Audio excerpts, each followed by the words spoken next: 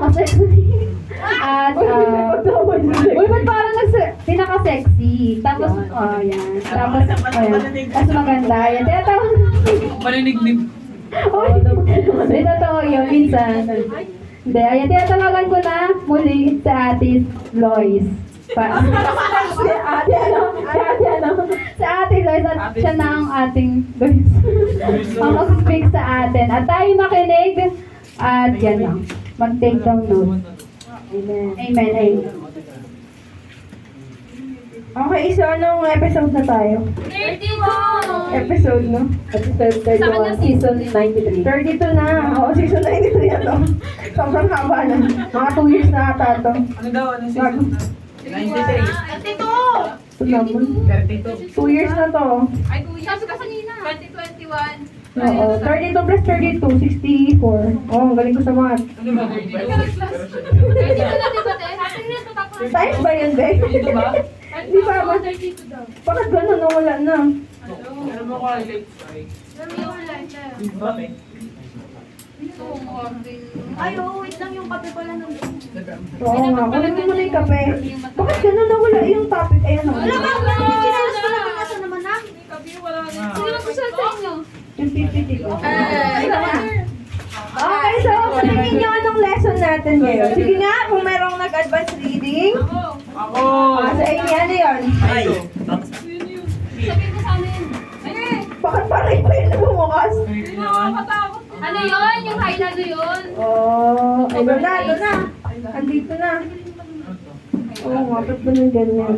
Sino pa may ano? Sino pa may ballpen?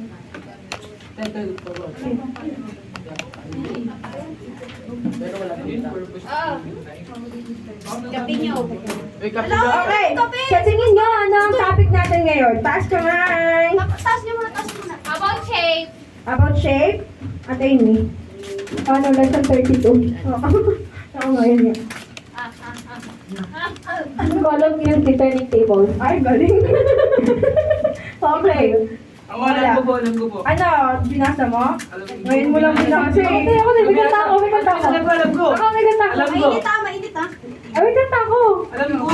Just give me you. Oh, ano yan? Ano yan? Let's give me you. Ano? Ayun o, nandiyan na mo yan. Ayun o, may kasabi. Pakita ko na ayaw. Ano yung tagalinis eh. Run with passion and purpose and faith. Alright, so we are now in our session 32. Using what God gave you. Bakit baliktad? Using what God gave you. Okay, so ang libro natin ay Purpose Driven Life. Sino nga ang author ng book na to? Drink Warren. Si Rick Warren. So si Rick Warren, kilala na natin. Rick Warren. Nakalagay sa day 32 pero pang ano na natin to? 64. Week Year 3. year 3 na.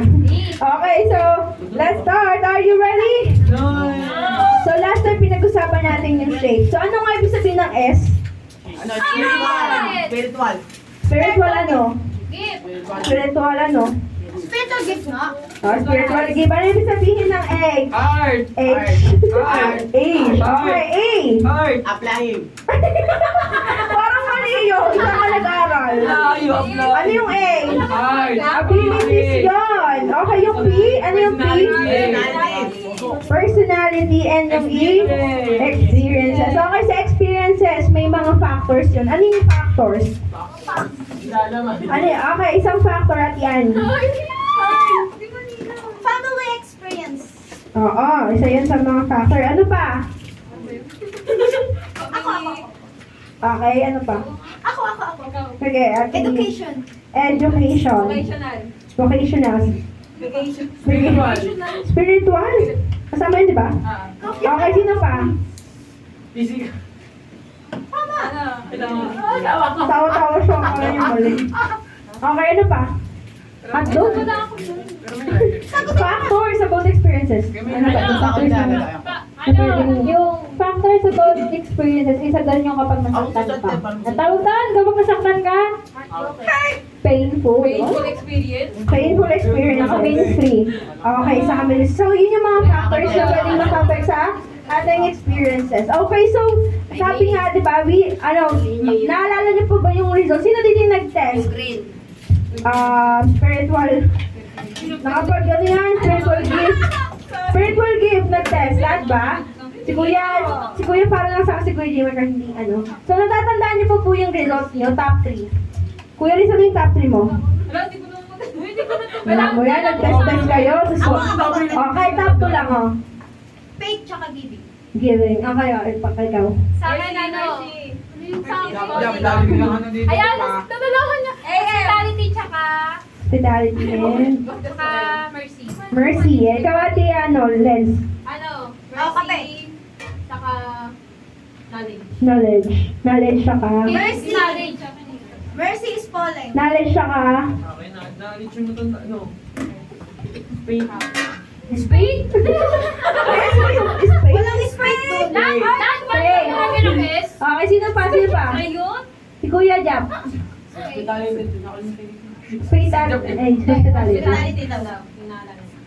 Si Ate Rose, Mercy. Mercy and... Bibing. Hindi siya giving.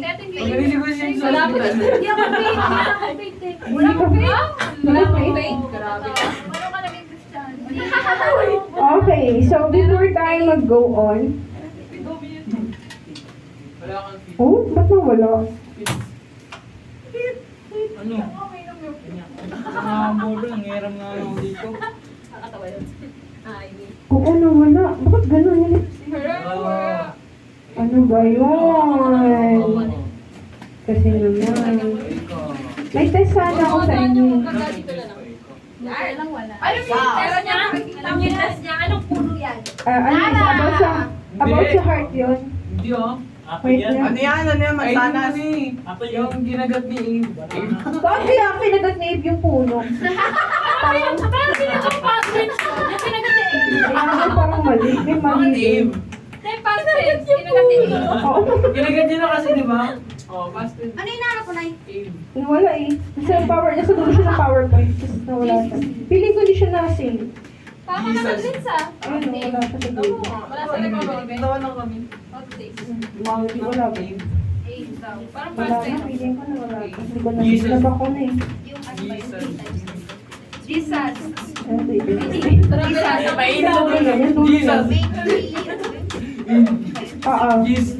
Oo. Anong past tense na ni Eve? Ayun. Past tense ni Jesus? Jesus. Ayun. Ayun. Parang sino? May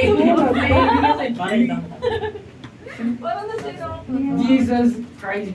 Ala, gusto ko din bumili ng notebook. Anong mararecommend yung notebook? Ito, ganito. Ito.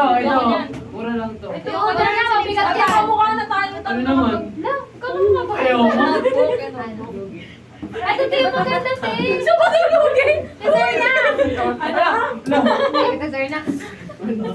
Uy, ko talaga lang tayo. Talatyo mo lang. Ito, deserve na. Ayoko niyan.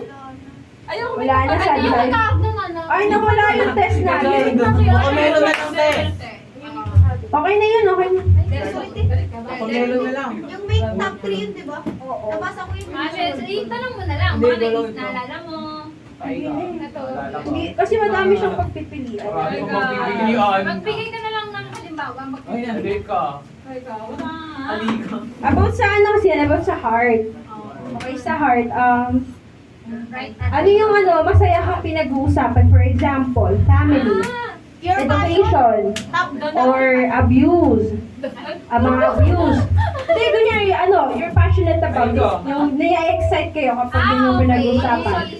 For example, ako, ano, mas ano, particular ako, mas passionate ako. Yung, kasi pagdating yun sa heart, usapang heart, passionate ako pag usapang Romance. abuse, ayan, or calling out the youth with their faith, ganyan. So, kunyari si Ate Lens, sa kanya about depression, mental health, ayan. So, ganon. So, ano yung mga usual na parang kapag usapang ganon, ano kayo? Kunyari, marriage, ganyan. Ganon. Pero wala siya dito, so okay lang yun. So, ano na tayo? Continue na tayo. Asan na ba tayo? Hindi yan Hindi yan sa Bible. What are you saying? Okay, so using what God gave you. So, napag-usapan na natin, di ba nag-personality test na rin tayo. May mga EM, AN, EX, and DR. Hindi alam Uy, ni... naka-covered ka naman. Okay lang yan. Mag-test din daw siya. Okay, so bibigyan natin yan ng pagkakataon. Okay, let's start with this verse. Ito ang memory verse natin ngayon. So next week, i-memorize Grabe, yan. ang laki. Yung haba naman, te. I-recite for us. Okay, one more time. For us. Hindi mo pala sinasabi. Okay, pakibasa, sabay-sabay. 1, 2, 3, go. For as we have many members in one body, and all members have not the same office, so we, being many, are one body in Christ, and everyone members One of another. One of other. One of other. One of another. Okay, so that's our key verse. Ayan, so ang lahat, so for we have many members in one body. So tayo ang church, we are the body. Sinong head? Si Christ. And all the members have not the same office or wala, hindi pare-pareho yung function niya. Tama ba? So in one body, we are one body in Christ and everyone or every one or every member One body. Ayan, so kailangan ng isa't isa ang isa't isa. Okay, so sabi nga sa isang quote, sabi dito sa Danish proverb to. Pakibasa nga, what you are, go.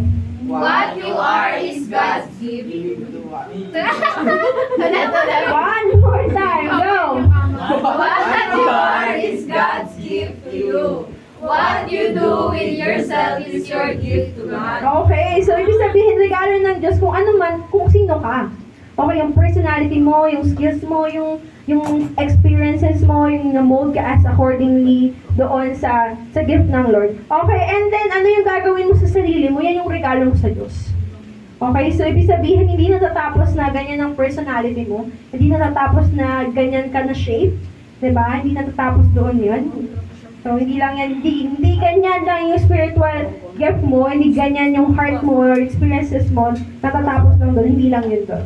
Okay, so it's your gift. So, whatever you do with yourself is your gift to God. So, sa tingin mo, nagiging regalo ba yung buhay mo sa Diyos? O yung mga bagay na meron ka ay nagiging handog sa Diyos? Okay, so, let us start. Sabi nga dito, God deserves your best. Bakit? Given na, God deserves your best. Bakit? Wala na explanation kung bakit kailangan na-deserve ng Lord yung best mo. Because He shaped you for a purpose and He expects you to make the most of what you've been given. So, ini-expect ng Lord na ibibigay mo, you will make the most of everything na na-entrust sa'yo ng Panginoon. And He doesn't want you to worry about or mainggit ka sa abilities na wala ka naman. So, hindi ina-expect ng Lord, kundi gusto niya na ikaw ay mag-focus dun sa talent na binigay niya sa'yo. Okay, so we will be tackling about how are you going to use your talent? How are you going to use yung mga binigay sa'yo ng Panginoon? So, the first thing is, you have to understand na kailangan nating ibigay o deserve ng Lord yung best from us.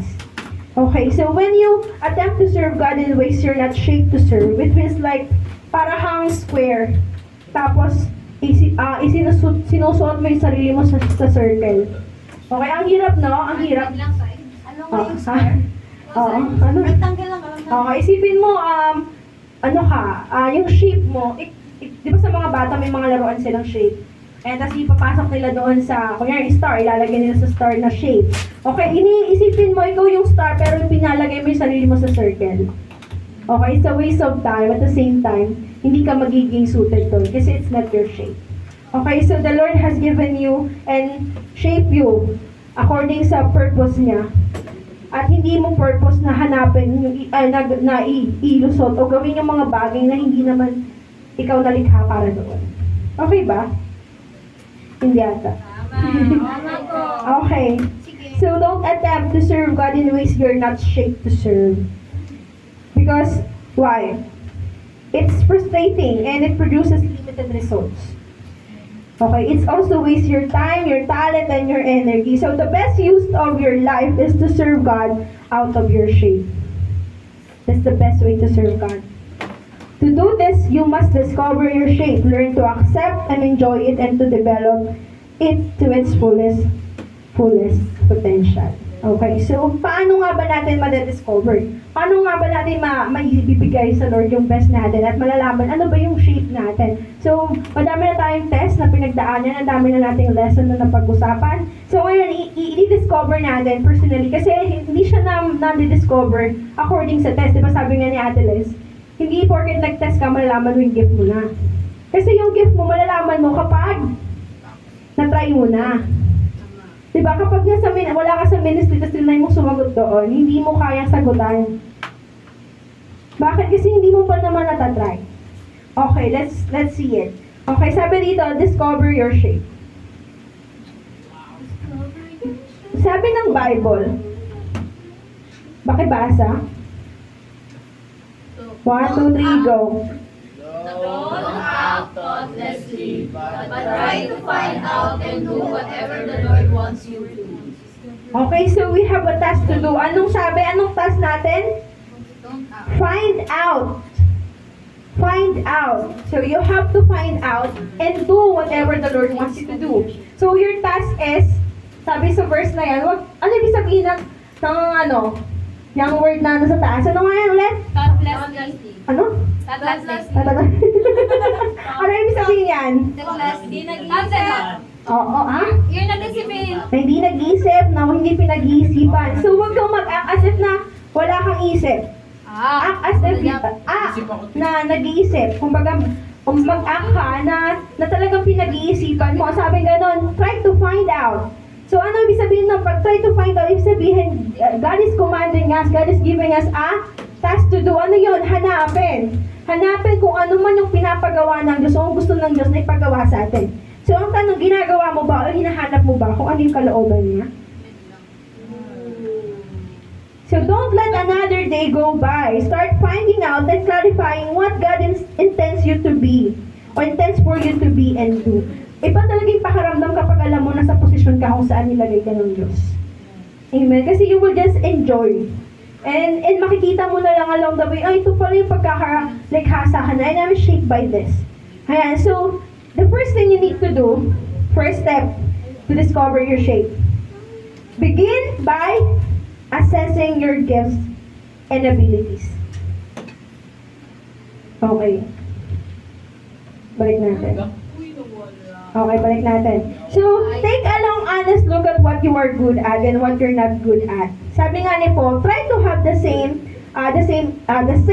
estimate of your capabilities. Gawa ka ng listahan. Tanungin mo yung mga tao sa paligid mo about their opinion. Sabihin mo sa kanila na you're searching for the truth and not finishing hindi ka nag-ask ng compliment. Okay, so you have to, actually sabi ni spiritual gifts and natural abilities are always confirmed by others. And if you think you are gifted to be a teacher or a singer and no one else agrees, isip ka na lang. So if you want to know if you have the gift of leadership, just look over your shoulder. Meron bang nakasunod sa'yo? If no one is following you, you're not a leader. Okay? So ask a question like this. Tanungin mo yung mga tanong na ito. Where have I seen fruit in my life that other people confirm? Ano yung mga bagay na nakikita ng tao na fruitful ako? Na effective ako? Saan aspeto ako nagiging kagamit-gamit?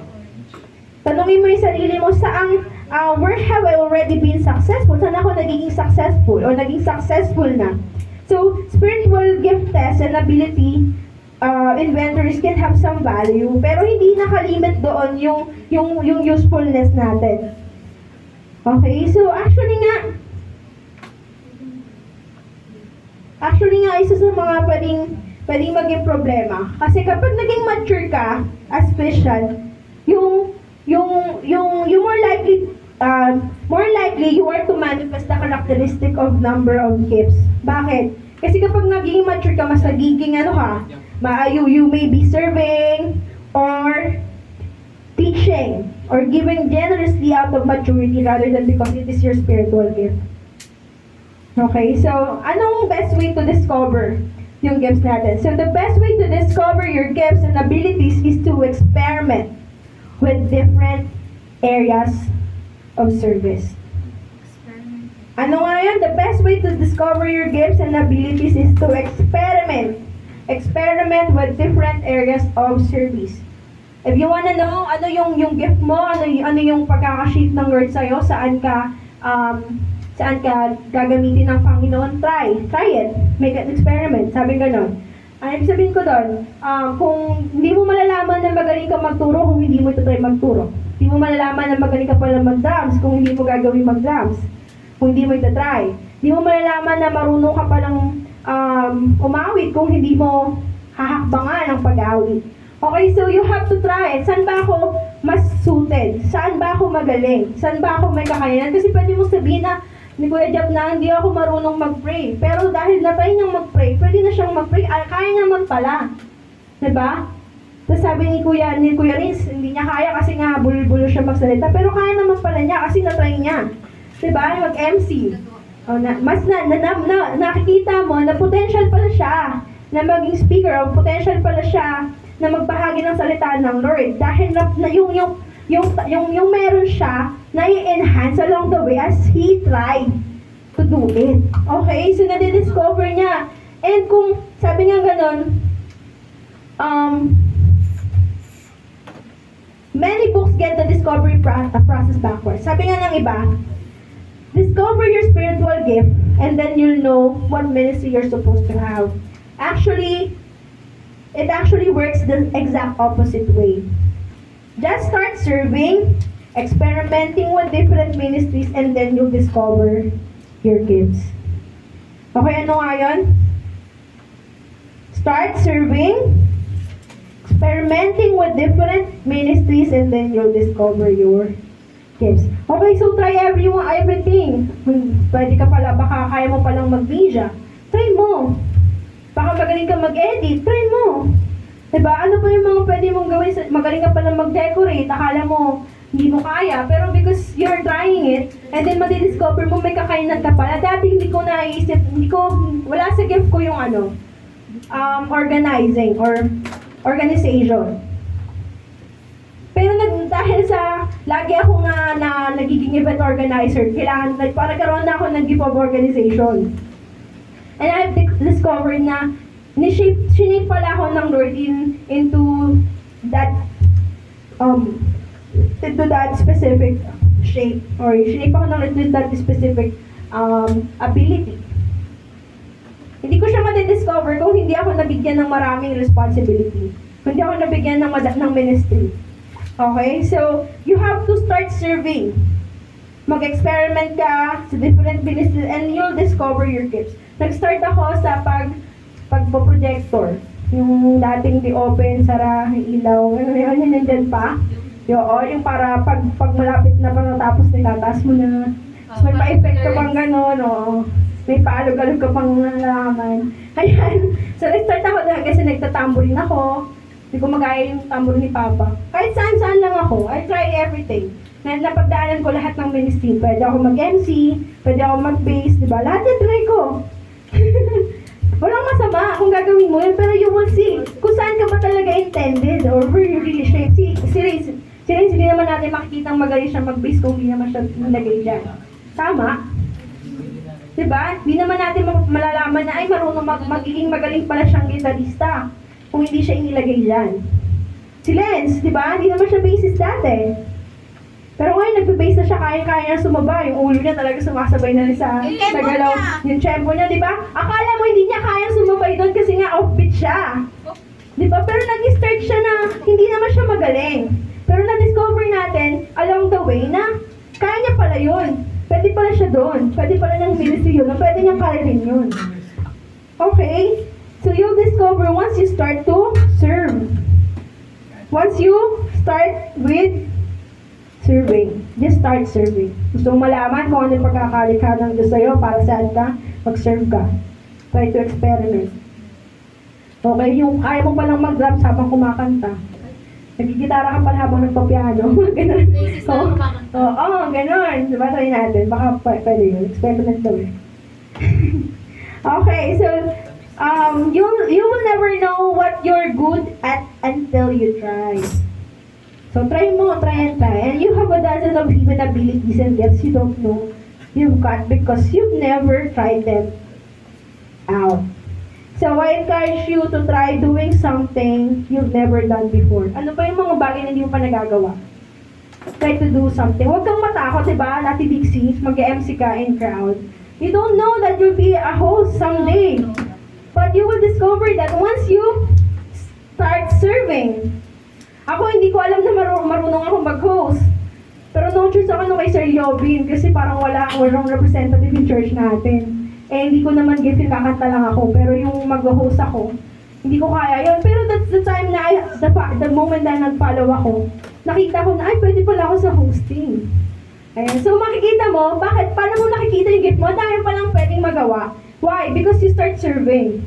You're seeing your shape now. You're seeing kung paano ka magagamit ng Panginoon. Okay? So, no matter how old you are, I urge you, never stop experimenting.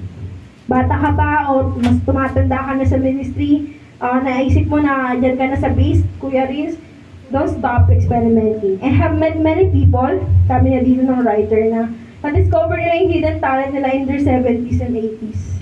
So sad. Merong isang story na na-figure out niya yung gift niya noong 80 na siya. 70 actually, 75 sabi actually. Sabi, discovered hidden talents in their 70s and 80s. And I know a woman in her 90s, 90s na pala, 90s who runs and wins 10K races and didn't discover that and she enjoyed running until she was 78. Okay, so, na-discover niya na may gift pala siya sa pag-running.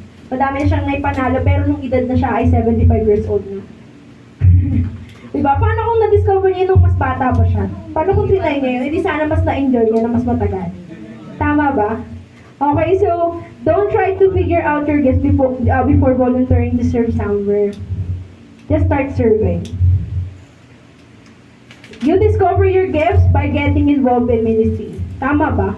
Nalaman mo na may gift ka pala dyan kasi nag-start kang mag-ministry. So, try teaching or leading. Try mo mag-organize din or mag-play ng instrument or mag-work with teenagers. So, we'll never know what you're good at until you try. So, when it doesn't work out, call it experiment, not a failure. Kapag hindi nag-work, hindi yan failure. That's experiment. Okay? So, huwag kang maisip na, hindi ako effective dito. Nag-fail ako. Okay? That's an experiment. So, try another one. Kapag di ka effective sa pag-host, then try another one. Baka hindi ka sa hosting.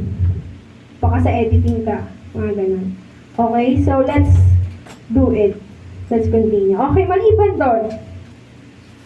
Pangalawang bagay. Oo. Pakipasa nga ano yung pangalawa? Consider your heart and your personality. Okay, so, sabi ni Paul, make a careful exploration of who you are and the work you have been given and then sink yourself into that. Kasi again, it helps to get feedback from those who know you best. Maganda mag-ask ka sa mga tao na nakapaligid sa'yo. And again, it helps you. It helps you. Again, okay, ask yourself questions. Like these questions. Why you? Hindi kasama yun. Anong mga tatanungin mo? What do I really enjoy doing most? What do I really? Enjoy doing most. When do I feel the most fully alive? Do I prefer serving with a team or by myself?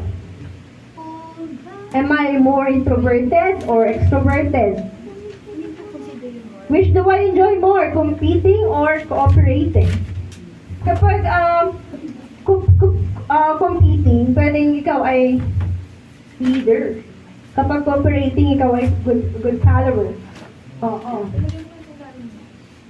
Diba? May mga tao na mas prefer nilang mag-serve na kasama yung team. Meron namang mga tao na gusto nilang mag-isa lang sila. Tama. So, you have to ask yourself these questions kasi that's the way or isa sa mga paraan para malaman mo yung ano yung shape mo is alamin mo, i-consider mo yung puso mo, yung personal, ano ba yung puso ko? for me, di ba, what is my heart? For example, ang puso ko sa mga PKs. Ayan. Ano pa? Whenever I tackle about purity, that's my heart. Whenever I speak, di ba yun yung isa sa mga yung lagi kong sinasabi. Bakit? Kasi it's part of my experience. I've been in a situation where I've been abused and then I struggled with lust and I continuously fight over it. And I cannot minister to people without even experiencing that or without knowing paano ito nag-run through. Tama ba? So, mas may kakainan ka. So, you have to consider, ano nga ba yung sabi ko nga, isang factor yun, di ba, yung experiences mo, painful experience mo, dahil naranasan mo masaktan, naranasan mong ma-abuse ng mga relative mo, you know how much painful it is, so that you can, makaya mo mag-minister sa iba. Kasi naranasan mo siya. So, that's a big factor kung paano ka sinip ng Lord. Okay, sabi nga, di ba, ang pattern, ano yung pattern? Nagmumong. Oo, akala ko tatay, father. Ay, sabi ko sa'yo, yung isip ni Rosa. Akala niya daw tatay yung father. Yung nagmo-mold ng jar or yung mga Nang putek. putek. Oo, putek yun sa simula. Oo. So, siya yung nagde-decide patungo sa design ng pad.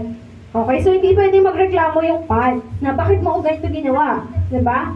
Why? Kasi alam ng battery o ng manlililong, ano bang tawag sa Tagalog niyan? Manghubog? Manlililo. Tama ba? Manlililo. Lilok, di ba yung ano yun? Craft yun eh. Yung Oo. Hindi ka naman magre-reklamo kasi bakit? Alam ng father na kung para saan yung ginagawa niya, kung ano yung use nun. Tama? At kapag hindi yun ayon sa nais niya, ano gagawin niya? Babasagin niya, tama? Kasi kailangan niya ulit i-shape. Grabe na itong mga anak ko. Teka lang ha. Diba? Tama? Nagigets niyo? Nagigets niyo yung point? Why is it important for you to understand what is your heart? Ano? Ano yung puso mo? Sino nasa puso mo? Saan ka masaya? Ano yung na-enjoy mo pag pinag-uusapan? Diba? Ano yung excited kang pag-usapan? Ano yung parang alib na alib ka kapag, di ba, pag-usapang love life na? Diba excited yung mga kabataan? Bakit you're interested? Because they have a lot of experiences. They pass through a lot of pain. Nagkamali sila sa desisyon nila pagdating sa pag-ibig. That's why they're really interested. Tama? So, you have to consider your heart and your personality. Ano ba yung personality mo? Extrovert ako. So, hindi mo, alam mo yung strength mo, alam mo yung saan ka. Kaya nga sabi ko, kayang nakaka-drain kaya kapag may kasama kang introvert, may kasama ka extrovert, yung introvert, may kasama extrovert. Sorry. Hindi yung mga bakit? Hindi sila sanay na nagsasalita, hindi sila sanay na kinakaus. Lalo na kapag mga bago, tapos nasa fellowship, kaya parang mas-feeling ng drain sila, nakaka-drain kapag sobrang daming tao. Kasi they're not used to it. Anyway, pero that's the way you are being shaped. Okay, so ano pa? Okay.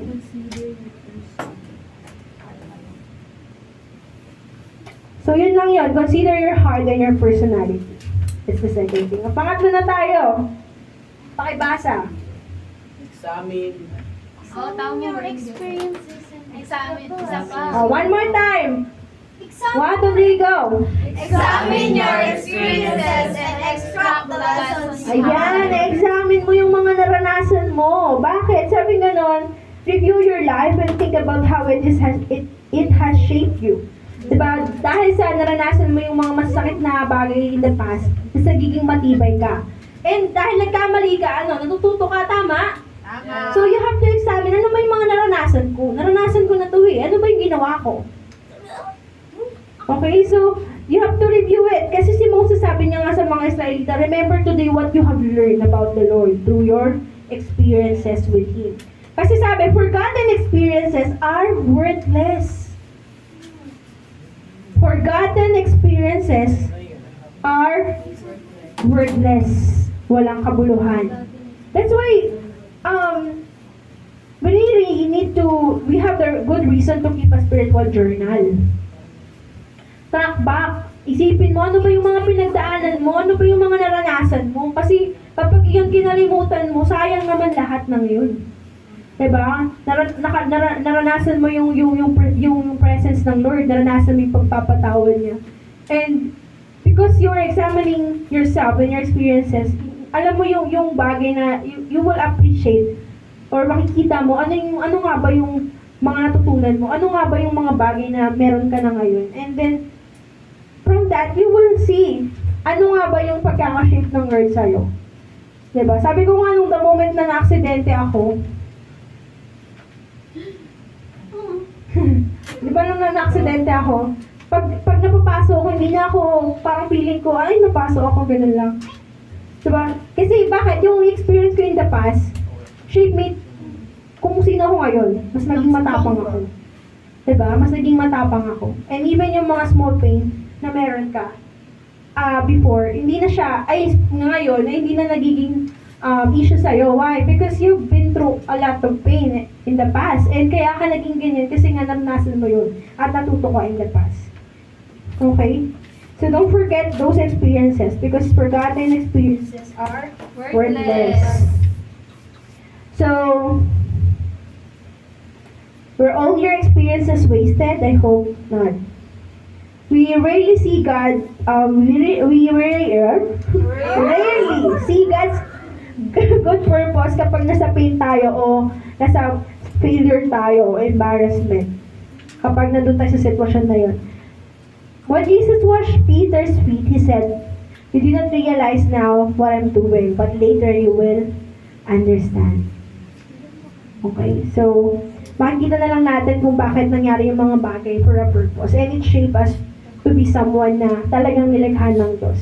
Okay, so extracting the lesson from your experiences takes time. Di mo agad-agad makukuha yung lesson, di mo agad-agad maiintindihan. So I recommend that you take an entire weekend for a life review retreat. Wow, when you were you supposed to see how God has worked in various defining moments of your life and consider how He wants to use those lessons to help others. So kaya mo naranasan yan because the Lord shaped you to also help others who have been through the same situation as you are. Okay, kailangan mo rin isipin, ano ba yung mga bagay na nangyari sa akin? Alam mo, mahalaga din yung me time. Mahalaga din yung nagre-reflect tayo. Ano na bang nangyari sa buhay ko? Ano na ba yung mga ginawa ng Diyos sa buhay ko? And para saan ba ito lahat ng mga nangyari? Sabi nga, di ba, don't think as if you are working or living for yourself only. Di ba, sabi, walang sino man ang nabubuhay para sa sarili lamang. So, na-shape ka according diyan sa pagkaka-shape sa'yo ng Panginoon, hindi para sa sarili mo. Ang path, para saan yun? Para gamitin. Tama? And even yung experiences mo, di ba sabi ko nga, naranasan ko siya, that's why, ginagamit siya ng Diyos para sa mga katulad ko na nakaranas din ng experience na meron ako. And you know what, whenever you speak out, alam mo ba, nung nakaraan, nung Interpel, because someone stood up, like experience ni MK, dahil sa nag-speak out siya about sa past experience niya, naging matapang siya. May isa pang tao na na-encourage to speak up also. Diba, Kuya Rins? Dahil may nag-speak nung Interpel, meron namang lumalapit sa akin na nag-expose din na I've been through this situation, ganito yung pinagdaanan ko. And ibig sabihin, may nangyayari kapag may ginagawa ka, whenever you speak about your experiences, about your past. Kasi natutulungan mo yung iba. Kasi nagagamit ka ng Panginoon according to sa lahat ng pinagdaanan mo kung paano ka siya. Okay, so huwag mo isipin na lahat ng meron na pinagdaanan mo ay waste of time and resources and strength. O nagkamali ka in the past, but God can turn that into good. And God can use that to be part of your shape. Okay, so ano pa?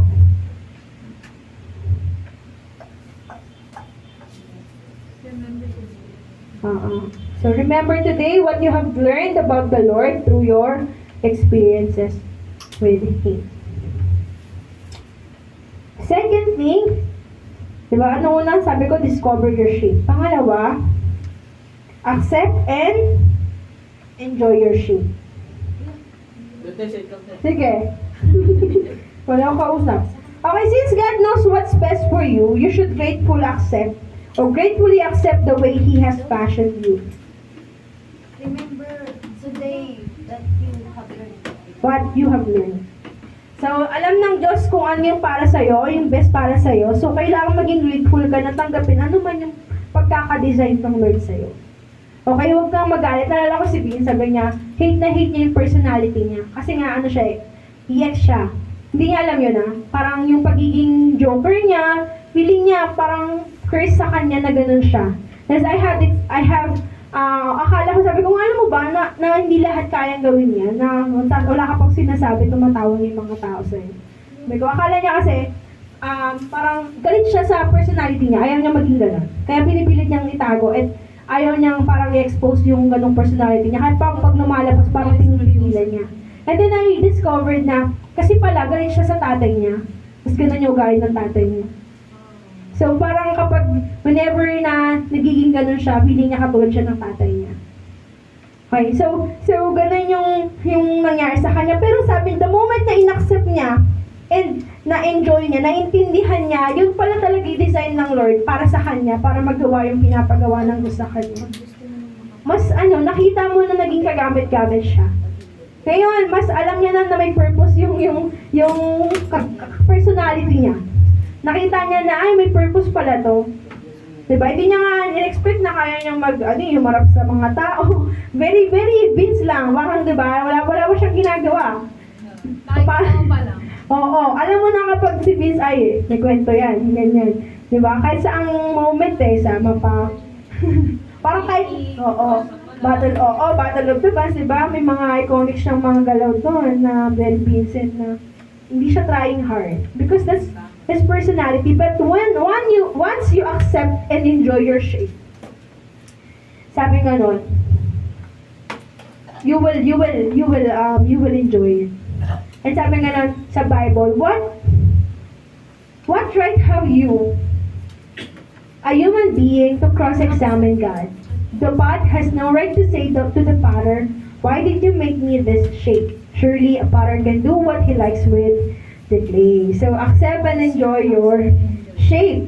Your shape was sovereignly determined by God for His purpose. So you shouldn't resent or reject it.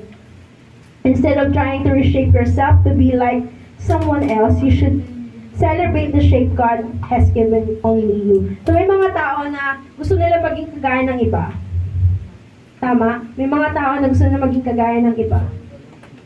But instead of doing that, you should celebrate the shape that God has given only to you. So, hindi yan binigay sa iba, sa iyo lang binigay yan. Ikaw lang yung na-shape according. Masabi nga, even yung beat ng heart mo, di ba, iba-iba tayo. Fingerprint, iba-iba tayo. Tapos gusto mo maging kagaya ng iba, eh di ka na unique. May kapares ka na. Ay, gusto mo yan, di ba? May kapares. Ayoko nun.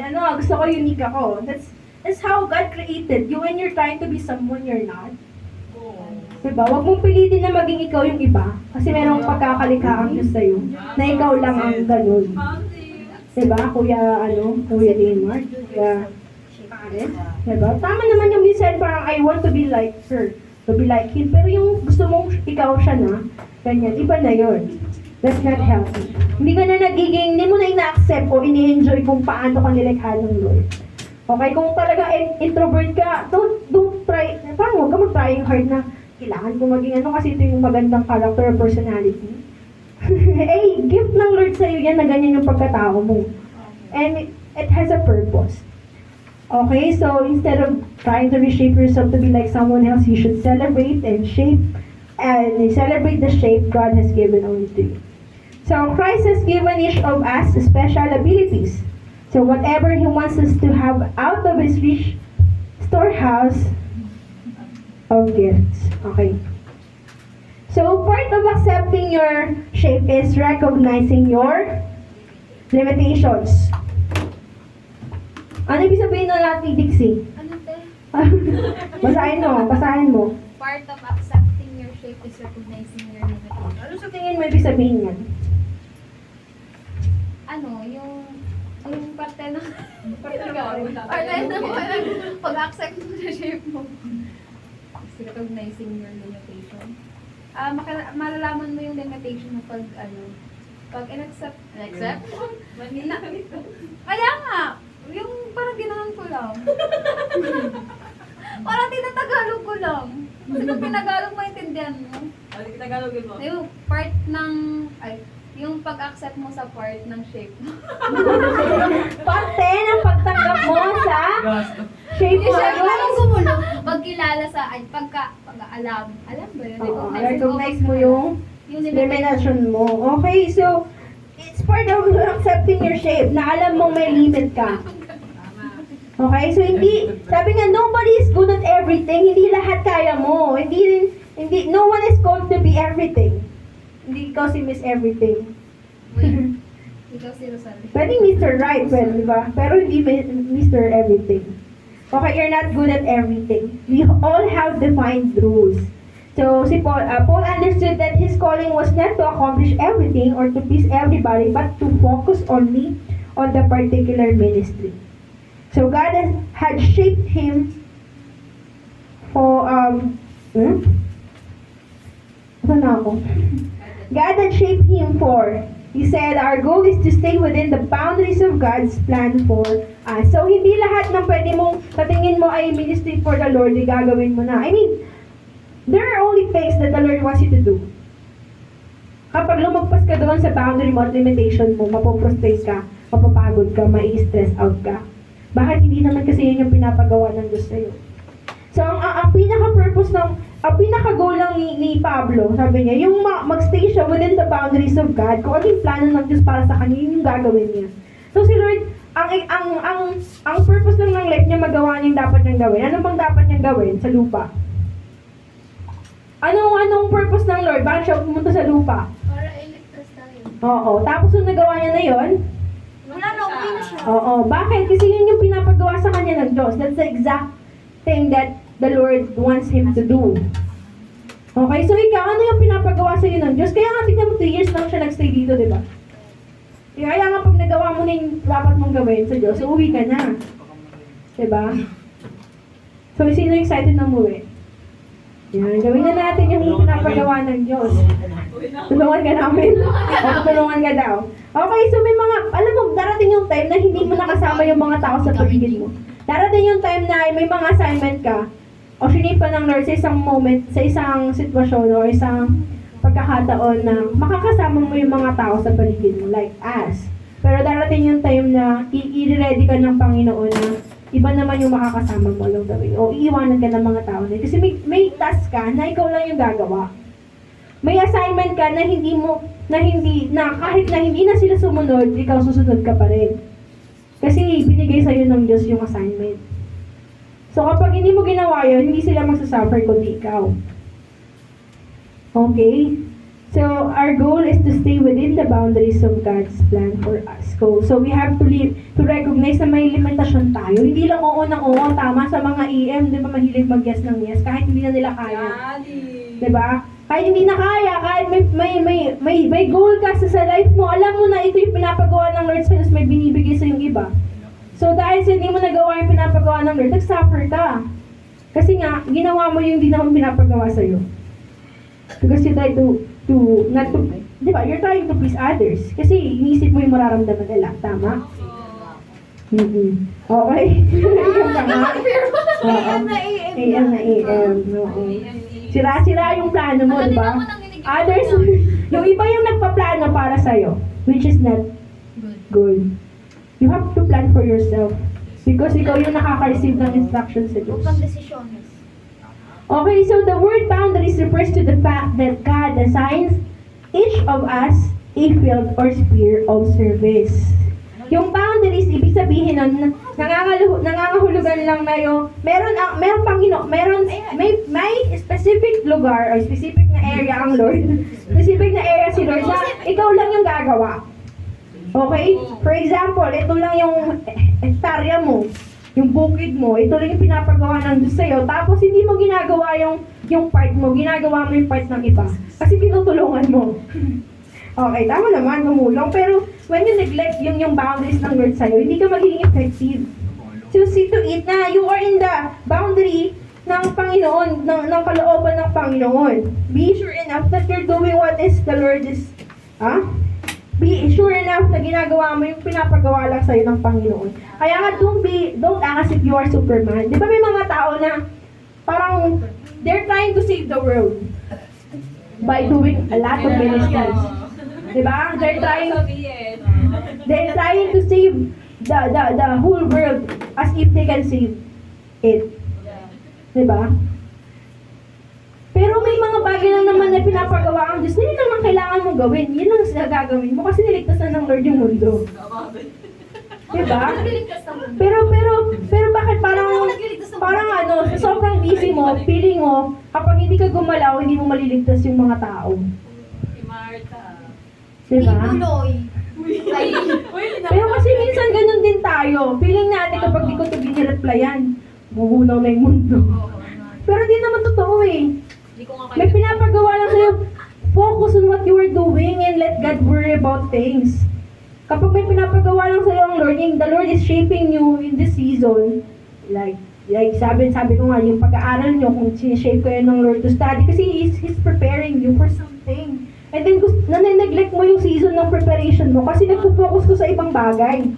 Kasi akala mo gagawin mo ng gusto mo mag-support sa pamilya mo, wala namang masama doon, pero hindi yun yung pinapagawa ng Diyos sa'yo ngayon. Hinahanda ka niya para sa season ng life mo na susuporta mo yung pamilya mo. Kaso napalampas mo yung pagkakataon kasi pinipilit mo. Diba? So, that's the example na pwede natin masabi na you have to stay on the boundaries of God. Ano man yung plano ng goal, ano man plano ng Lord sa atin, let's stay in the boundary of God. If you are, yung boundary mo dito lang, diyan ka lang. Kasi pag lumampas ka, mapapahamak ka. You will neglect mapapalampas mo yung pagkakataon na inihahanda ka ng gusto mas malaki pang bagay. Amen? So just, if God is training you, God is molding you, God is shaping you, do it. Kapag ikaw, binibigyan ka ng ministry, mahirap, okay, just do it. Mapalad kami, nagagayad pa sa'yo. Paano mas mahirap yun kapag wala na, tapos wala kang choice kundi sumunod. Pero hindi ka naging handa sa sitwasyon na yun. Okay, so sabi niya gano'n. Your shape determines your specialty. Specialty. Napaisip ako, specialty ba yun? Specialty yan, be. Kala ko speciality. Specialty. Ayan. So when we try to overextend our ministry reach beyond what God shaped for us, we experience stress. ano yun? Your spaceship. Your shape determines your Specialty. specialty. Di ba, di kasi pwedeng speciality ito eh. Kasi special in term natin, di ba? Your shape determines your... Speciality. Determines your specialty. Specialty, kasi kapag specialty, Uy, ito na naman yung knowledge. hindi speciality yun. Ano ibig sabihin nun? Speciality is special. Speciality parang Special. May word bang speciality in the very first thing? Wala. meron. Specialty. Nilagyan natin yun. Speciality. Anong specialty mo? Tama ka na. Speciality. O ba natatanong sa anong specialty mo? Magaling ako sa ganito, sa Ano sabi pagluluto niyo, ng ano yung buko. specialty mo? Okay. Okay, yung knowledge yun. Sige lang. Specialty. Your shape determines your specialty. Okay, so, run with patience the particular race that God has set before us. So, pagiging patient tayo, kung doon tayo pinapatakbo ng Diyos, run with it with patience. Don't be envious of the runner in the lane next to you. Just focus on finishing your race. Oo, gusto ng Diyos na i-enjoy mo yung shape na binigay niya sa'yo, o how you've been shaped. So, the Bible says, be sure to do what you should, for then you will enjoy the personal satisfaction of having done your work well, and you won't need to compare yourself to anyone else. So actually, si Satan ang gagawin niya, i-steal na yung joy mo sa paglilingkod sa kanya. Sa maraming paraan, by tempting you to compare your ministry with others. And by tempting you, second, to conform. Okay, dalawang bagay. Ano ang sabi ko? The enemy will always tempt you or will steal your joy of serving Teka him. lang. Wait lang. the enemy is... That Satan will try to steal the joy of service from you in a couple of ways. Steal the joy of service. Satan tuloy na lagay ko. Okay, one more time. Satan will try to steal the joy of service from you in a couple of ways. In a couple of ways. By tempting you to, first, alright, yun yung dalawang bagay. Compare and conform. By Tempting you. By tempting you to compare your ministry with others. Tempting. By tempting you to compare and conform. Okay, compare. Ano yung compare? Compare your ministry with others. Pangalawa, conform your ministry to the expectations of others. Ano binagkaiba nun? Ano na tayo? Conform? Conform. Una, compare your ministry with others. Kinukumpara mo yung ministry mo sa iba. Conform. And pangalawa, you conform your ministry to the expectations of others. Conform. Binabago mo yung ministry mo dahil yun na-expect ng iba sa'yo. So, lahat yun, deadly. Deadly traps of the enemy that will distract you from serving in the ways God intended. Bakit? Kasi whenever you lose your joy in the ministry, start by considering if either one of this temptation is the cause. Kasi the Bible wants us never to compare ourselves. Okay, one more time. Sabi ng Bible, winawarningan niya tayo na never compare ourselves with others. Bakit sa tingin mo, sinasabi ng Bible yun, na winawarningan tayo na huwag natin ikaw compare yung sarili natin sa iba? Bakit? Kasi may inggit tayo. Because maingit tayo. Saka mabababa yung self-esteem mo. Pag ano, te? Kapag Matatakot ka. Compare yourself. Tapos mapipressure, matatakot ka lang tumayo. Bakit, sabi nga na isang delikado din yung you conform your ministry to the expectation of others. Bakit naman? Ano Kasi magre-relay ka sa standard ng tao. Yes. Lord. Ano? Nagkakaroon ka na ng identity crisis. Sa tao na Identity. nakatingin. Hindi na kay Lord. Oo. Insecurities. Okay, so isa sa mga temptation ng enemy yun na mawala yung joy mo. Kasi you're trying to compare yourself with the other people. Your ministry with the others. And ano yung paraan? There are two reasons why you should never compare your shape, ministry, or the result of the ministry with anyone else. Unang bagay, you will always be able to find someone who seems to be doing a better job than you. And you'll become discouraged. Tama yung sabi nyo kanina, kapag kino-compare mo yung sarili mo, you'll be discouraged. Kasi makikita mo mas magaling yung iba kaysa sa'yo. You will always find someone who's better in doing their ministry. Tama ba? Kasi iba yung level natin, iba-iba yung levels natin. And when you try to compare yourself with others sa ministry na meron, parang for example, si Ate Daisy, kino-compare niya yung ministry niya ng pagsasong dito pag-worship sa iba. Sabi niya, napaka-effective talaga ng worship video na yun, tapos ako hindi ko makayang gawin yun. And then you will be discouraged. Diba? Naiingit ka sa iba to the point na na-discourage ka na kasi feeling mo hindi mo kayang ginagawa. Now, why do you compare yourself to others? At first place, bakit mo nga ba kinukumpara? At pangalawa, you will always be able to find someone who doesn't seem as effective as you and you will get full of pride. Ano yung una? Compare. Oo. Bakit sabi, iwasan natin? Or you never compare our shape or ministry. You're always Kasi you find will- someone that discourage you. You will always be able to find someone who seems to be doing a better job than you. And you will become discouraged. Kapag nakita ng mas magaling yung iba, madi-discourage ka. Or, pwede mo rin makita yung iba na mas effective ka kaysa sa kanya. And you will get full of pride. Someone, baliktad. So, pwedeng makita mong mas magaling siya, kaya nadi-discourage ka. And pwedeng nakikita mo siya na mas mababa kaysa sa kaya mong gawin or mas effective ka kaysa sa kanya, kaya nagiging prideful ka. Okay, so either you be madi-discourage ka ang magiging full of pride. Magkakaroon ka ng pride. Okay, so stop trying to compare yourself. Maganda yung ma-inspire ka na I want to be like her. ano kaya yung mga bagay na ginagawa niya. Yun yung dapat kapag may nakikita kang tao na very effective sa ministry niya, ano kayang secret time niya? Ano kayang meron siya na ginagawa niya kaya siya ganyan? Diba? Pero don't act, huwag mo ikukumpara yung sarili mo kasi may kanya-kanya tayong uniqueness. Diba? Pwede kasing sinishape ka pa lang ng Lord, bago ka maging kagaya niya o maging mas humigit pa sa kanya.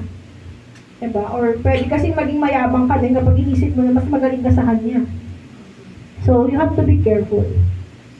Either attitude take you out of the service and rob your joy. Okay, so be careful.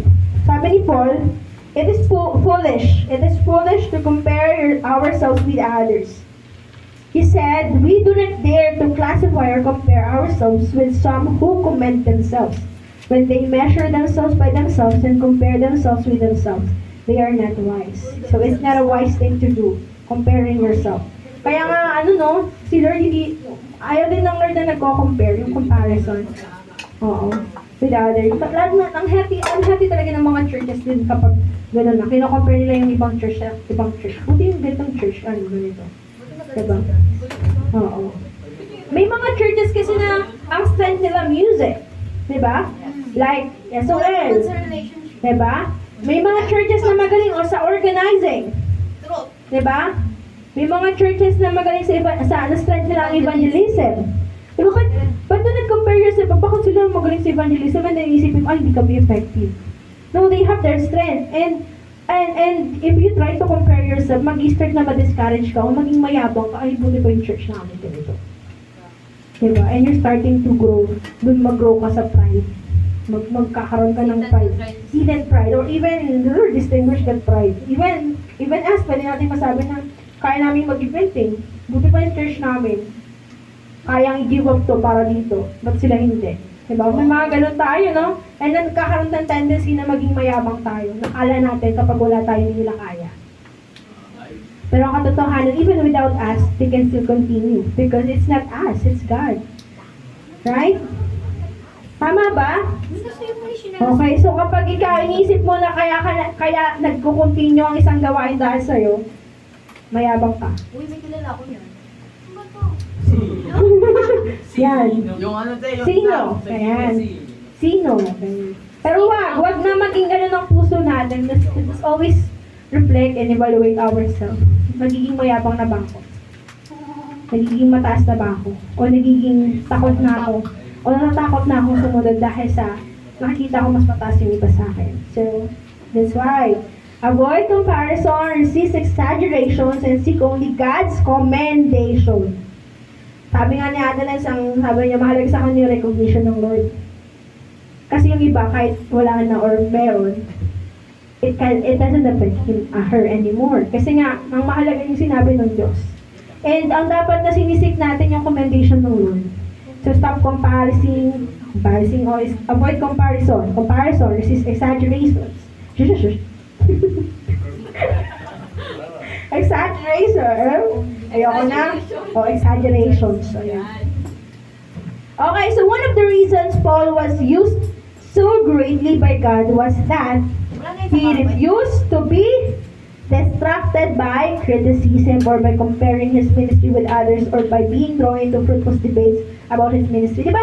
Kahit si Pablo, wag sabi niya, kami susunod kay Pablo, kami kay Apollos, diba? Ini-stop niya yung mga ganun na hindi comparing, eto effective to, makikinig ako dito kasi magaling to mag-preach, eto hindi ko papakinggan. And so, ina-avoid niya yung comparison, kaya naging effective siya sa ministry Kasi ginawa niya lang yung pinapagawa ng Diyos sa kanya at ang mahalaga sa kanya yung sinasabi ng Diyos. Okay, nawa ganun din tayo para for us to understand. Kasi kapag ikaw, naiintindihan mo na yung shape mo na, ito pala yung para sa'yo. Kaso nag-i-stop ka na gawin yung pinapagawa ng Lord. Bakit natatakot ka kasi? O kaya nagiging mayabang ka lang. And hindi yun yung kalooban ng Lord sa atin habang tinutuklas natin yung kalooban niya. Kasi kapag nahaluan na ng ganon, hindi mo maaabot yung full potential mo in serving God. Okay, sabi nga ng isang writer, si John Bunyan. Kailan yun? Sa Pilgrim's Progress. Siya kasi nagsulat niya. Kaya kilala siya. Ayan. Sabi niya, if my life is fruitless, it doesn't matter who praises me. And if my life is fruitful, it doesn't matter who criticizes me.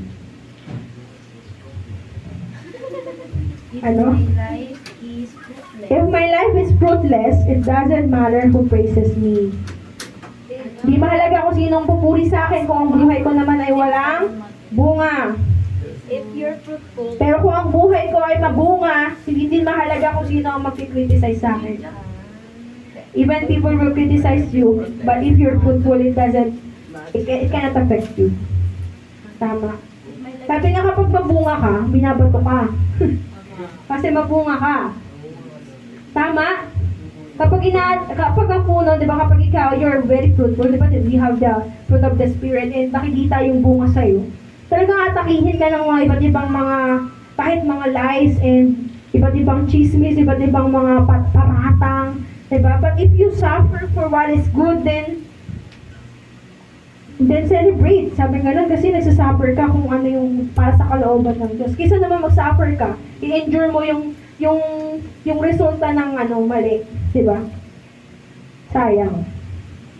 So, if you don't exercise your muscles, ay hindi, wala pa tayo doon. Okay, so, yun yung huli. And last, keep developing your shape. So, Jesus' parable of the talents illustrates that God expects us to make the most of what He gives us.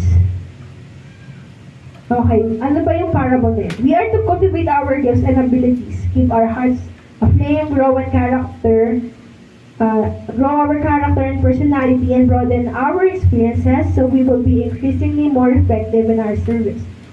Sinabi ni Pablo sa Philippian church, keep on growing in your knowledge and understanding. And he reminded Timothy, kindle afresh the gift of God, which is kapag hindi mo na-exercise yung muscles mo, nanghihina, tama? In the same way, kapag hindi mo na-utilize yung abilities and skills mo na binigay ng Diyos sa'yo, mawawala yun sa'yo. Okay, so if you don't utilize the abilities and skills that God has given you, you will lose them. The parable of the talents. Alam niyo ba nga, isa sa mga recently ko lang na-realize, sabi nga, nung nag-usap lang kami, nila Pastor Jess, nagtanong kasi si Vincent. Sabi niya, Pastor, ano po ba ibig sabihin ng talent? Kung sino pa yung nagkakaroon, sino pa yung meron, yun pa yung mas magkakaroon. Sino yung wala, yun pa yung nawawalan lalo. So sabi niya, example niya, sa ministry. Kung sino pa yung madaming ministry, madaming gagawin, siya pa yung dadagdagan yung gagawin. Kung sino yung kukonti, hindi na binibigyan ng ministry. And kapag tinanong ko, bakit ako? Bakit hindi siya? Kasi wala naman siya ginagawa. Kaya nga, hindi nga siya mapagkakatiwalaan kasi kaya sa'yo binibigay. So, if you can be trusted with the small things, dadagdagan pa ng Diyos yung mga yan. Bakit? Kasi nga, you can be trusted with the small ones. Kasi nga, kaya nga dumadami yung ginagawa mo kasi alam ng Diyos na kaya mo. Hindi lang pala siya sa pera. Hindi lang, akala ko kasi dati, ano yung pera kapag mayaman ka lang talo. Kahit naman yun sa mga mayaman, kapag mayaman sila, mas mayaman pa sila, tama? And same with the ministry, if you have a lot of ministry to do, and then you still have a lot of ministry, bibigyan ka pa ng mas maraming ministry, di ba? Pati mo mag-guess, parang, bakit pa ako na lang lagi? Kasi nga, pag binigay sa kanya, hindi niya magagawa. Pag binigay sa'yo, magagawa mo. Diba? And you will see yourself na, kaya mo na palang gawin itong mga bagay na to. Kasi sumusunod ka. Because it's part of your training pala. And then, nung sabi ko nga sa professor ko, hindi ko maintindihan bakit yung professor ko, magbibigay siya ng mga assignment and task namin a day before our class. Which is, alam naman niya na nasa ministry kami pag Saturday, Sunday. So, bibigyan niya yung gawain ng Saturday. So, tapos yung assignment, yung project niya, yung mga papagawa niya sa hindi madali. Mag-memorize ka, may quiz ka, magre-report ka, and then may susulat ka pa. Tapos, may isa pa siya, meron pa siyang ipapagawang isa. So, halos sabay-sabay. Tapos, hindi namin maintindihan, nagagalit na kami sa kanya.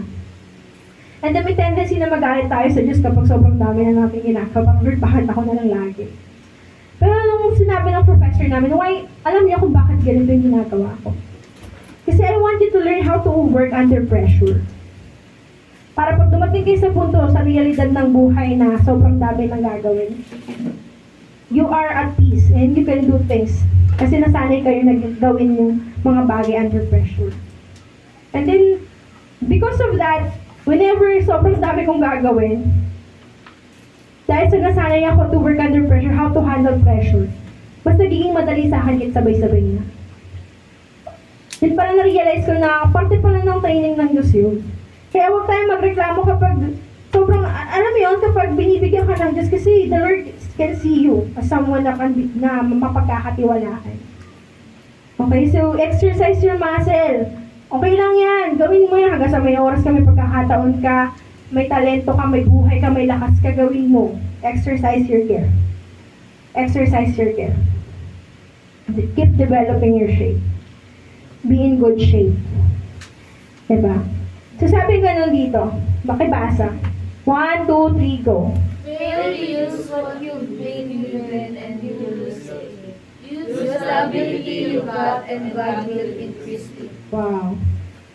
Alam niyo na, kapag nag-fail ka na gamitin kung ano man yung binigay ng Diyos sa'yo, mawawala doon. Huwag mong sayangin yung binigay ng Diyos sa'yo. And once you use your ability na binigay ng Diyos, bibigyan ka pa ng higit ng Diyos. Isn't it amazing? Amazing. Di ba kapag ginagamit mo, di ba dapat nauubos? Pero bakit kapag sa Diyos, kapag ginagamit mo, ginagawa mo, yung kalooban niya, yung pinapagawa niya sa'yo, mas dumadami pa. Hindi na uutos.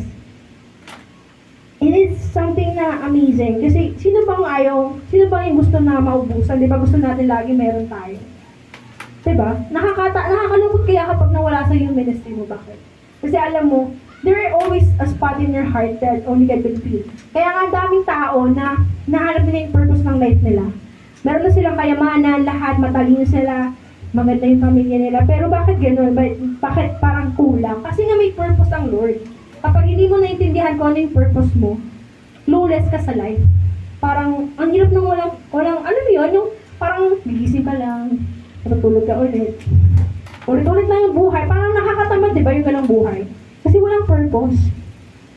And kapag Christian ka, kapag ganun yung cycle ng life mo, nakakatamad. Parang ano, nakakatakot, di ba?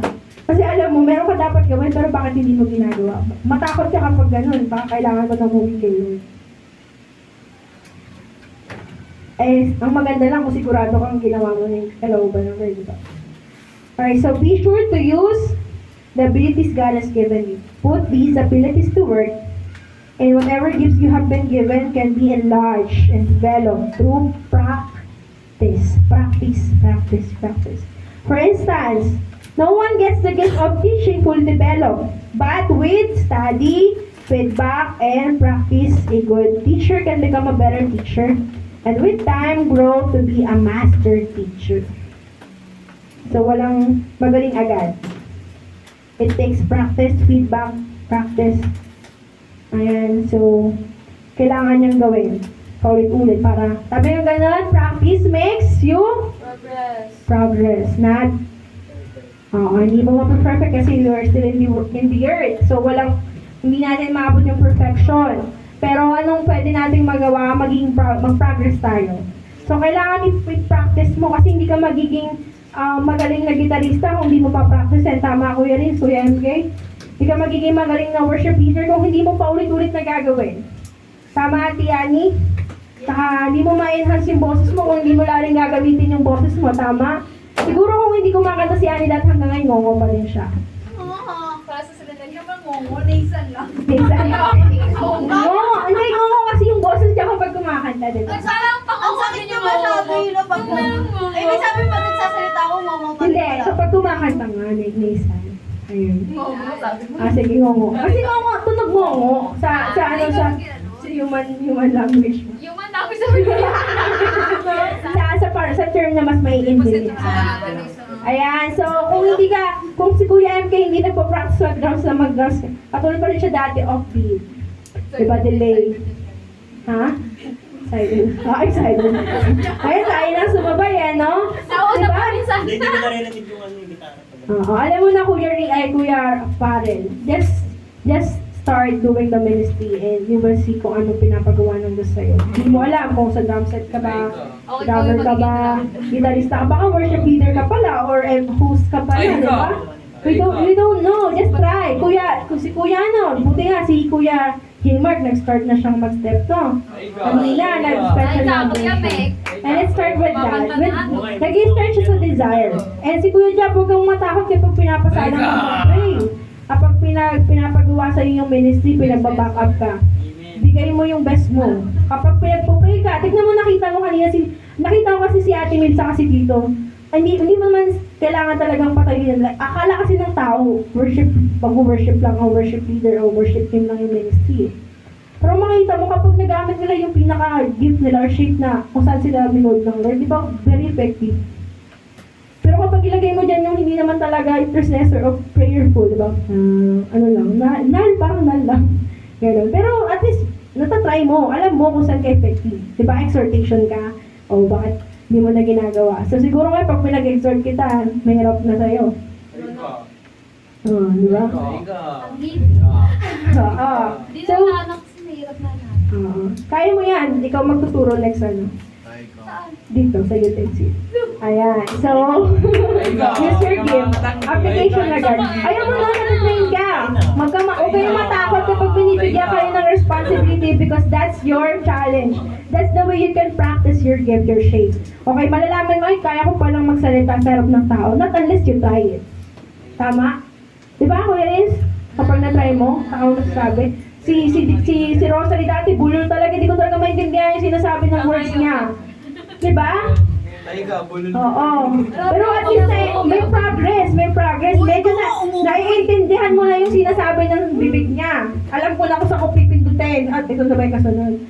Oo, tapos marunong siya sumenyas. Diba? Sumisenyas na siya. Ganon, at least sumisenyas. Diba? Meron pa rin, may progress. Though hindi naman perfect, pero may progress.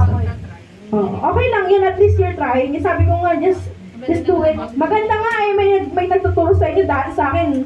Self-learning ako. Ano nga ba mali ko dito? Ano ba dapat kong gawin?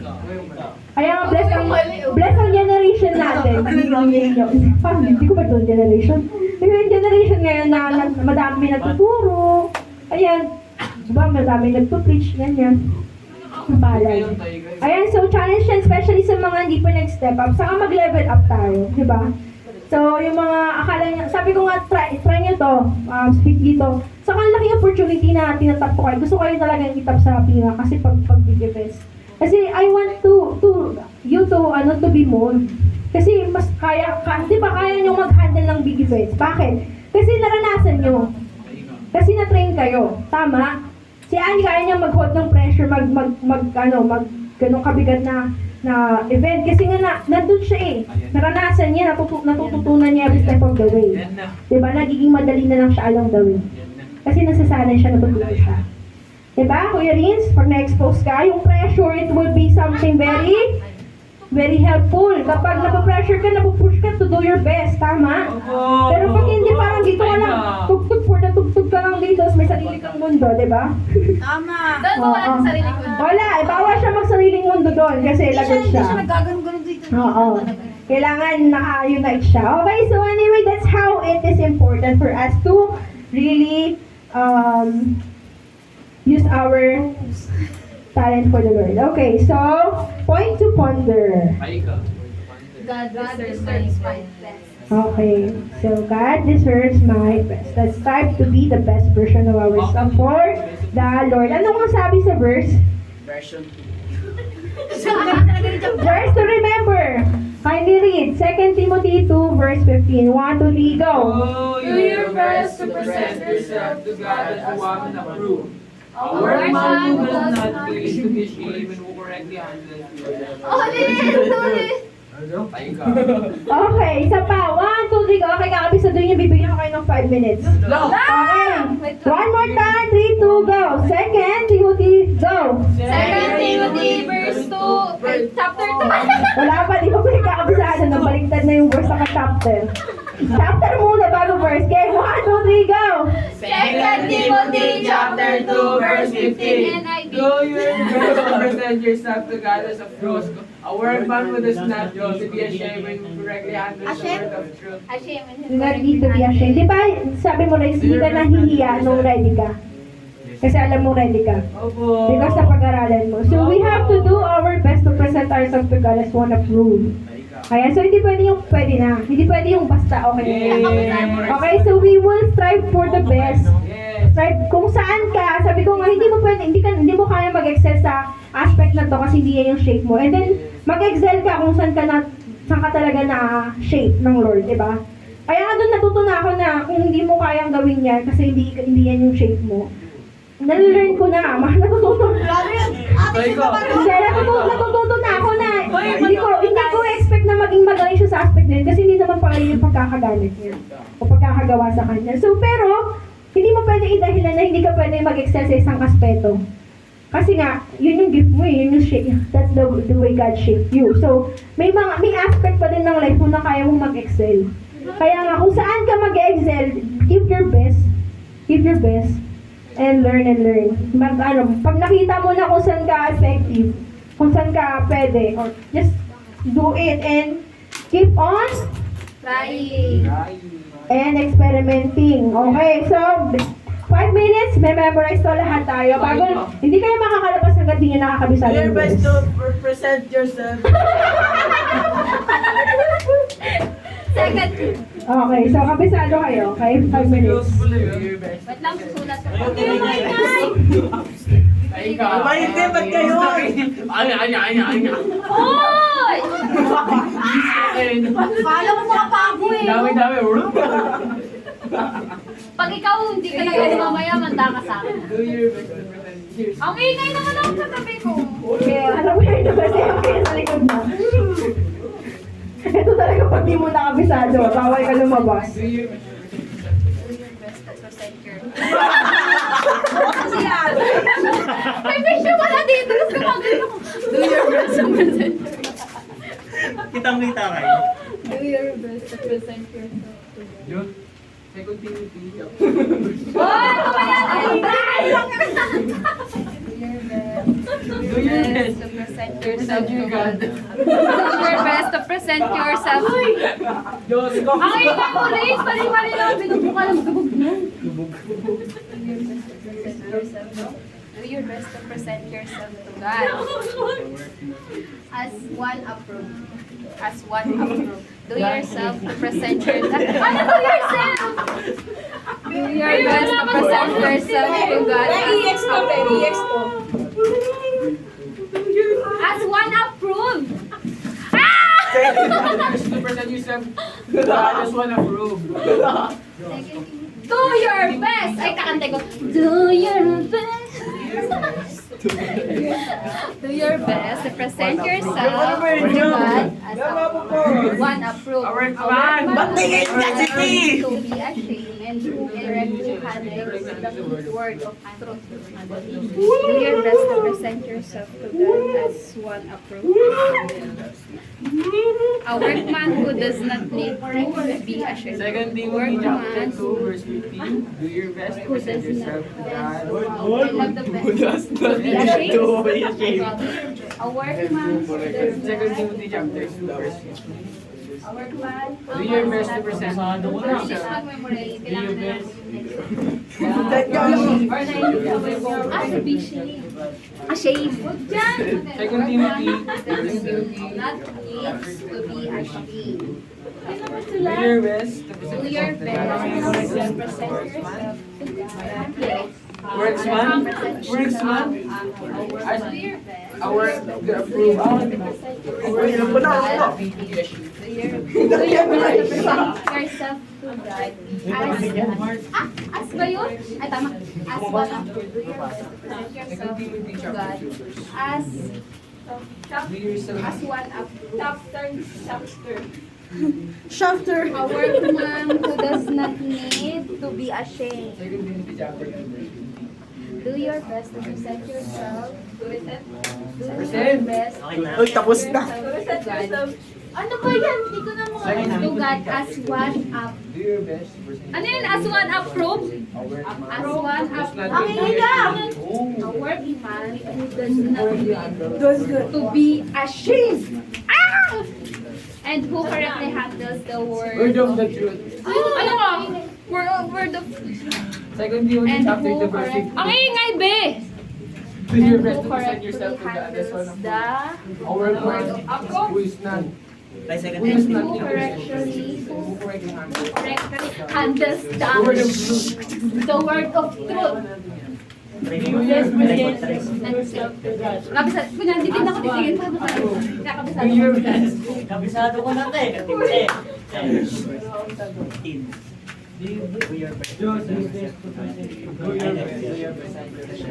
Wow! Gusto ko itong may nagtarap. Do your best. Kaya pala yung tactics To be ashamed. Kagalingan kasi kabado. And handle and correctly handle Okay. Na ako, Uy, tapos na, alam mo na. Present yourself to God. Malabi pa lang ako. Present yourself as one approved, a workman who does not need to be ashamed and handle and to correctly handle the word of truth. Truth lang ba? Hindi ko kasi kabisado pa yung ano. And Alam mo na. correctly Alam mo handle na of word. 2 Timothy chapter 2. Do your best. Do your best to handle as one approved. And a workman who does not need to be ashamed and who correctly handle the word of truth. Ay! Isa pa. Diyos ko. Sige, sagot. Time's up na. Second. Te, ako na mauna te, para matapos na. Ako din una! Te, ako na mauna te. Do your best. Ay, Do salamat. your best. Naging Bisaya na yun dahil. 2 Timothy chapter 2 verse 15. Do your best. Do your best and you say yourself.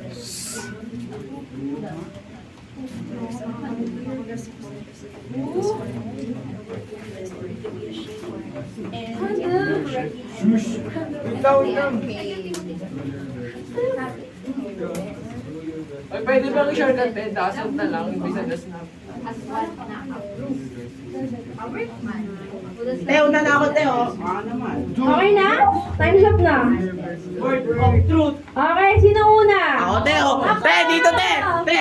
Sige, si Jack muna. Ate, ako muna na huli yan! Huli yan! Para mawala agad! Oo! Kalimutan! 2 Timothy chapter 2 verse 15. Do your best to present yourself to God as one approved. A workman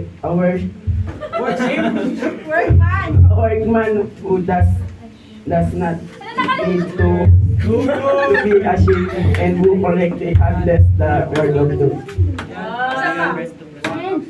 Huwag kasi kimingay. Nagkakain na si Kinder! Second Timothy chapter 2 verse 15. Do your best to present yourself to God as one approved. A workman who does not need to be ashamed and who correctly handles the truth. Ay, the word of truth. Okay, palakpakan si Jack. Very good. Okay, niliset niyo pa yun next week ah. Okay, next. Sige, sa SMK.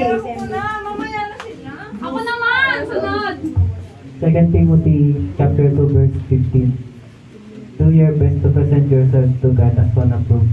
A workman who doesn't need to be ashamed. Who does not need to be ashamed. And who correctly handle the word of truth. Do your best to 2 Timothy chapter 2 verse 15. Do your best to present yourself to God as one approved. A workman who doesn't need to be ashamed, and who correctly handles the word of truth. The word of Alright, truth. very good, MK. Next, Amy. Ako. 2 Timothy chapter 2 verse 15. Yun lang. Do your best to present yourself to God as one approved, a workman who does not need to be ashamed, and who correctly handles the word of truth. 2 Timothy chapter 2 verse 15. Okay, very good. Okay, next. Wala, nasunod? Ako. Then, dapat mabilisan yan eh. Kung sino pinakamabit, may chocolate. Ay, ganun. 2 Timothy Group! Paano Kasi hindi siya pabilisan eh. Mamaya, maglalaro tayo. Girl, gusto ka niya. Pabilisan. Second Timothy. Sagutin mo na yung chapter 2 verse 15. Okay. Second Timothy. Okay, mo ba? Nakalimutan ko yung isa. 2 Timothy chapter 2 verse 15. Do your best to present yourself to God as one approved, a workman who does not need to be ashamed and who correctly handle the word of truth. May S yun. Very good. Next. Ako po.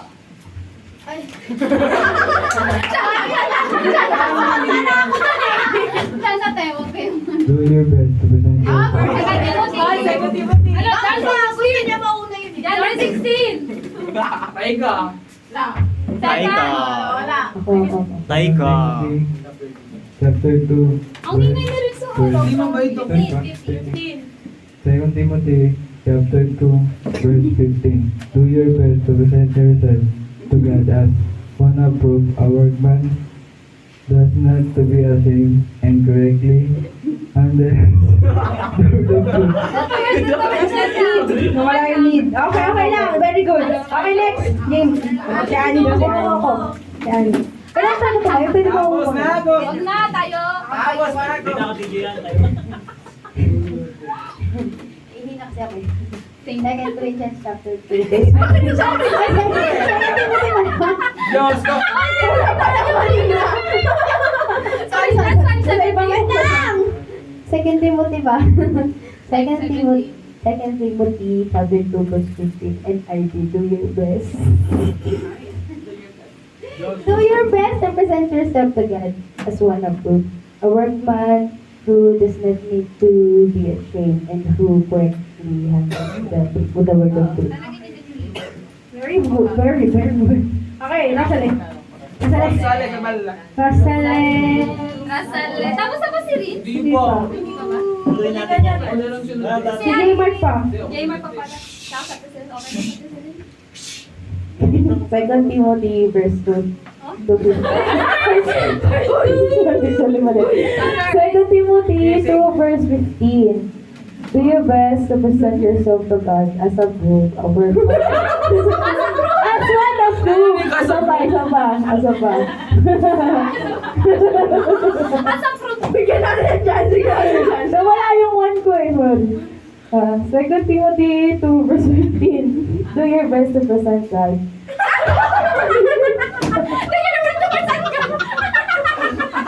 Okay, sir. Ano ba? Isa pa. Wait lang guys, wait lang. Blessing. Do your best lang. Do your best to present yourself to God as one approved, a workman who does not need to ashamed. Nakakayak naman. Nakakayak. Tabi. Does to be ashamed. Just to be. And who correctly handle the truth of God. Yes, The word of God. Truth pala, word of truth. Sabay. Sabi ni Michael. Ano yung version niya? Version 2 yan, te. Sabay. The word of God. Mike. Okay. Okay ka lang. Okay ka, ha? Kala ko tapos na siya. Kala ko okay na. Guys, ito na naman. Do your best. Dandahan ka lang. Hinaking na malalim. Mas wag ka na mag-init. Second Timothy 2 verse 15. Do your best. Ay, nakatulak pa. Ayos ka. Actually, kung may ano siya, pressure, bro. Yes, na. Yes, Wait lang. Okay, do your best. So, ay lang isa pa. Go, ikantay kami. Second Timothy 2 verse 15. Do your best to present yourself to God as one of truth. A workman does not need to be a workman who does not need to be.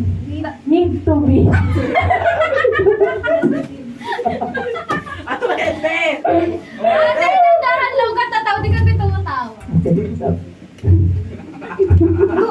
your best na lang. Tatawa ka ng bata. Do your best. Parang kabisado ko na siya. Ano nga eh. Pero talaga yung purpose Ikaw, ganun. Hindi siya na-shape. Do your best to present yourself to God as one of who, a workman who does not need to be ashamed and who correctly handles the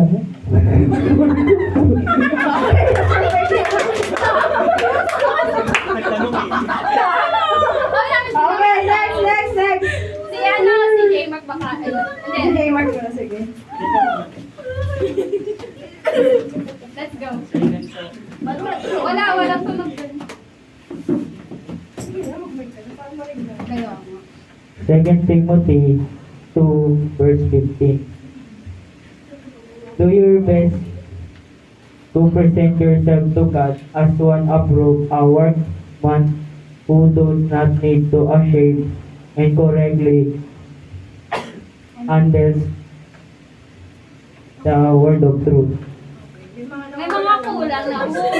Sorry. Okay lang yun. Okay lang. Parang okay lang ako nag-ulit. Do your best to present. Approve? Oo, Do your best to present God. The word of God. Dami talaga. Ay, nasi rin others. Hindi, nakabisado kasi tagal nga lang. And 2 Timothy chapter 2 verse 15. Joke lang. Do your best to present yourself to God as one approved, a workman who does not need to be ashamed and who correctly handles the word of truth. Dulo. Okay, si Lance na. Si Natakot. Nagpapano ko. Ang sakit sa tayo ko. Ginawa na mo. Parang pago. Di pa lang pago yun. Serious ulit. Ate, alam ko, siguro talaga tayo lahat sa ano. Asa si ate na yun? Tagal naman. Ano yun yan? May buhok. Actually, ginawa ganyan natin. Ano buhok yan? Buhok sa ilong. Oo, yung aba naman. Galing sa loob ng kaban. Dogyot. Dogyot kayo. Dogyot kayo ah. Kaya pa, Dogyot. Bantot. Dogyot naman doon. Tagal naman natin eh. Kaka. Ginabisag niyo sa CR. Oo, nagkabisa sa siya. Naubo ka. Bro. 2 Timothy chapter 2 verse 15.